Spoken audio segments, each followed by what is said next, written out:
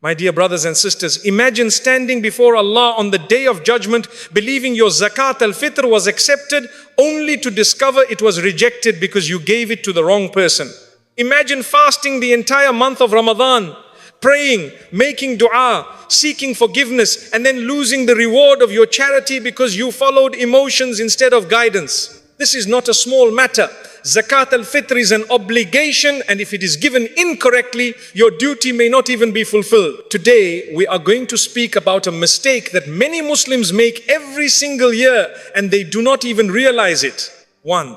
Those who are wealthy, even if they claim hardship. My dear brothers and sisters, Zakat al-fitr is only for those who are truly poor and needy. It is not meant for someone who already has enough wealth to cover their basic needs.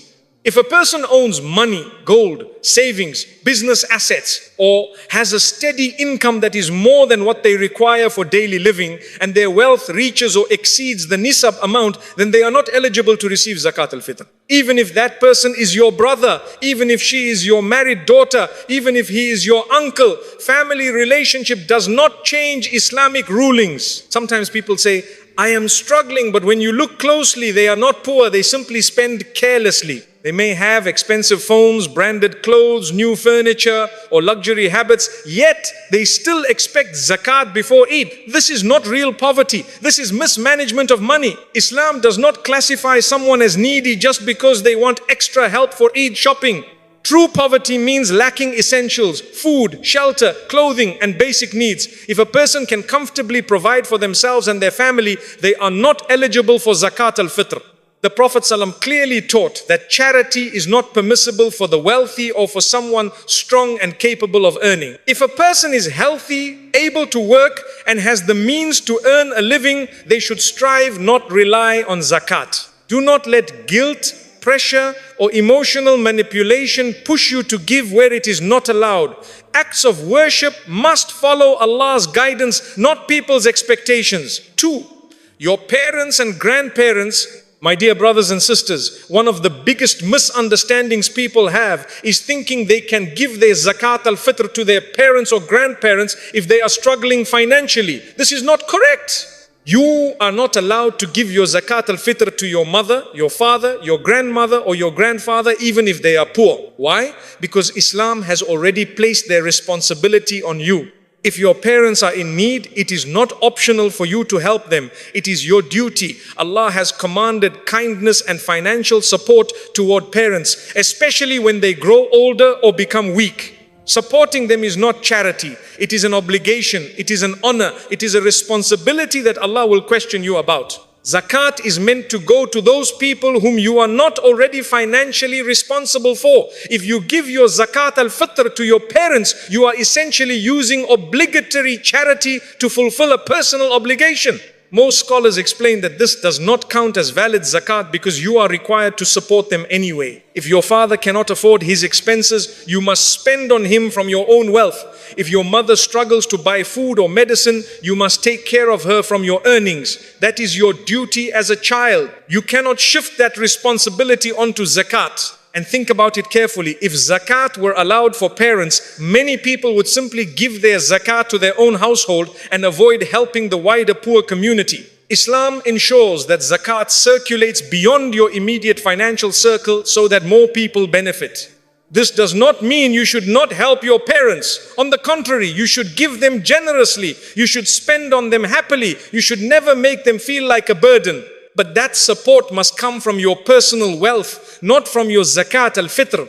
Remember, caring for your parents is one of the greatest acts of worship in Islam. It brings immense reward, but it must be done correctly. Do not confuse obligation with charity. Do not mix personal responsibility with zakat. May Allah make us among those who honor and support our parents in the best way possible. 3. Your children and grandchildren. My dear brothers and sisters, just as you cannot give your zakat al-fitr to your parents, you also cannot give it to your children or grandchildren. This applies whether they are young or adults, married or unmarried, studying or working. If you are financially responsible for them, zakat al-fitr cannot be given to them. Islam places clear financial responsibilities within the family structure. A father is obligated to provide for his children. This includes food, clothing, shelter, education, and basic living expenses. If your son is unemployed and struggling, it is your duty to support him if you have the means. If your daughter is facing hardship, especially if she is unmarried or dependent, you are responsible for helping her. That responsibility does not disappear simply because Eid has arrived. Zakat al-Fitr is an act of worship meant to assist the poor outside your circle of direct financial obligation. It is not a tool to manage your household expenses. It is not meant to reduce your personal responsibility. If a father gives his Zakat al-Fitr to his own dependent child, he is essentially giving money back into his own household. Scholars explain that this defeats the purpose of zakat because it does not truly transfer wealth to those outside your obligation. Some people misunderstand this. They think, my son is an adult now, so I can give him zakat. But if he is still financially dependent on you, if you are still expected to provide for him, then zakat is not valid for him. Even if your daughter is married but you are still supporting her because her husband cannot provide, you must be careful and consult a scholar before giving zakat in such a situation. The general rule is clear. You cannot give zakat to those whom you are obligated to maintain. This ruling protects the dignity and fairness of zakat. Imagine if every wealthy parent simply distributed their zakat within their own home. The wider poor community would be neglected. Islam ensures that zakat reaches those who truly have no one responsible for them. This does not mean you should not help your children generously. On the contrary, you should support them with love, patience, and sincerity. Helping your children in hardship is a noble act and carries reward, but it must come from your own wealth, not from Zakat al-Fitr. Understand the wisdom here, my dear brothers and sisters. Zakat is not a shortcut for family responsibility. It is a sacred obligation designed to uplift the broader community. Fulfill your duties toward your children with your own earnings and give your zakat where Allah has allowed it to be given. May Allah grant us understanding and allow us to fulfill every obligation correctly and sincerely. 4. Your spouse. My dear brothers and sisters, another very important category that many people misunderstand is the ruling regarding giving zakat al-fitr to your spouse. Many assume that because a husband and wife are separate individuals, it should be permissible to give zakat to one another. But Islamic rulings are not based on assumptions. They are based on responsibility, obligation, and clear principles. Let us begin with the husband. A husband is Islamically obligated to financially maintain his wife. This responsibility is not optional, it is not cultural, it is not dependent on her income. It is a divine command. Allah has placed the duty of provision upon the husband. He must provide food, clothing, shelter, and her basic needs according to his ability. Even if the wife is wealthy, even if she earns more than her husband, he is still responsible for her maintenance. Now think carefully. If a husband gives his zakat al-fitr to his wife, what is he actually doing? He is giving zakat money to someone whose expenses he is already obligated to cover. In reality, the money remains within his own financial responsibility. It does not truly leave his circle of obligation. For this reason, scholars state clearly that a husband cannot give his zakat to his wife because he is already responsible for her financial care. Some men may think, but my wife is struggling personally, or she has her own expenses. That may be true, but those expenses are still your responsibility as her husband. Zakat cannot be used as a substitute for your duty. Zakat is not a way to reduce your personal financial burden. It is an act of worship meant to help those who are not under your financial care. Now let us discuss the wife giving zakat to her husband. This is slightly more detailed, and scholars have discussed it carefully. In principle, a wife is not financially obligated to maintain her husband. Therefore, some scholars have allowed a wife to give zakat to her husband if he is genuinely poor and eligible because she is not responsible for his expenses. However, there is an important condition. The zakat must not return to her indirectly in a way that benefits her financially. For example, if she gives him zakat and he uses it immediately to pay household expenses that she is also benefiting from, then the matter becomes questionable. Some scholars say it is still valid if he is truly poor and owns the money independently. Others advise caution to avoid doubt. Because of this scholarly difference, many scholars advise that it is safer and better to give zakat outside of the immediate marital relationship unless there is a clear and genuine case of need. Understand the wisdom behind this ruling. Marriage creates a shared financial environment. In most cases, the wealth of the husband and wife affects the same household. Zakat is designed to circulate wealth to the broader poor community, not to rotate it within the same household structure. There is also another important point. Sometimes a husband may feel embarrassed to accept zakat from his wife. It can create tension, pride issues, or emotional imbalance in the marriage. Islam protects the dignity of relationships. Zakat should uplift, not create discomfort or hidden resentment. My dear brothers and sisters, the principle is simple. Zakat al-Fitr must be given to those who are truly eligible and outside your direct financial responsibility. A husband cannot give it to his wife because he must already provide for her. A wife giving it to her husband is a matter of scholarly discussion, but caution is advised. Do not treat zakat as a flexible family fund.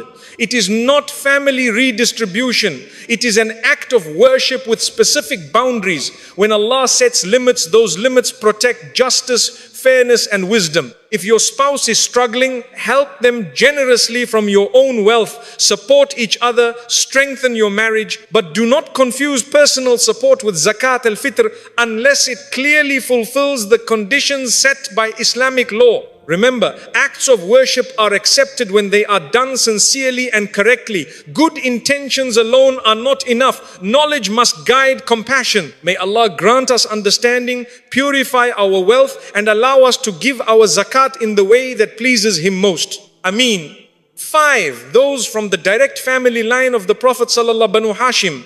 My dear brothers and sisters, this is a topic that many people do not fully understand, and because of that, they may make mistakes without even realizing it.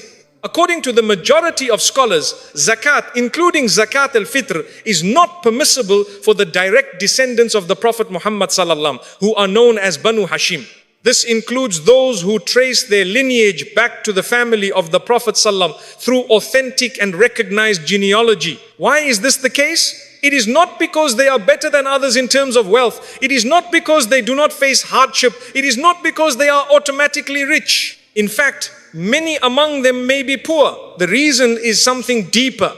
The Prophet ﷺ himself clearly said that charity, meaning obligatory zakat, is not permissible for the family of Muhammad. He described zakat as the purification of people's wealth, and Allah honored his household by preventing them from taking from it. Scholars explain that zakat is considered the purification of people's earnings. It is taken from wealth to cleanse it. Allah gave a special honor to the Prophet's family by making it impermissible for them to receive this form of charity. Instead, historically, they were given a share from other sources such as the public treasury. This was a distinction granted to them. Now here is where people become confused. They think, but what if someone from that lineage is poor? What if they are struggling? The answer is that they can be supported but not through zakat. They can receive voluntary charity, gifts, sadaqah that is not obligatory, and financial help from other lawful means. You can support them generously, you can assist them quietly, you can help them in their hardship, but you should not give them your zakat al-fitr according to the majority opinion of scholars. Some scholars have discussed differences of opinion in certain situations, especially in places where there is no Islamic treasury or official state system. However, the dominant and safest view remains that zakat is not to be given to the direct descendants of the Prophet ﷺ. This ruling also protects the dignity of the Prophet's family. It prevents them from being seen as dependent upon obligatory charity. It preserves their honor in society. Islam places balance in everything. It honors people without elevating them unfairly, and it protects systems without creating injustice. Now be careful here. Not everyone who claims lineage truly has it. In some communities, people may claim to be from the Prophet's family without clear evidence. This is a serious matter and should not be taken lightly. If someone is genuinely from Banu Hashim and this is known with certainty, then you follow the ruling. If there is doubt, you consult scholars in your region. My dear brothers and sisters, this is not about status. This is about obedience. Zakat is a sacred obligation with specific categories defined in the Quran. Allah clearly mentions the recipients of zakat in Surah At-Tawbah. We do not add to those categories and we do not change them based on emotion. If someone from the Prophet's lineage is struggling, help them through voluntary charity.